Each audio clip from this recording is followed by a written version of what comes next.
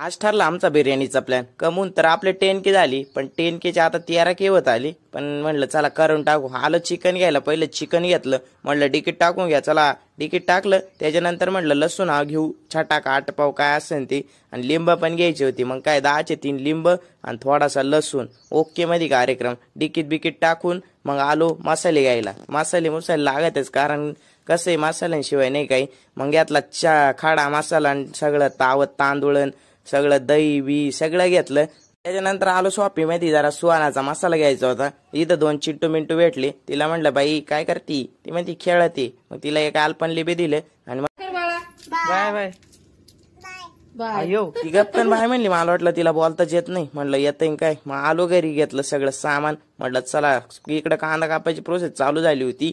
मग म्हटलं चला मसाले ठेवू सगळे, आणि चंदन झटका मेन होता पहिला. मग सगळे मसाले काढून घेतले.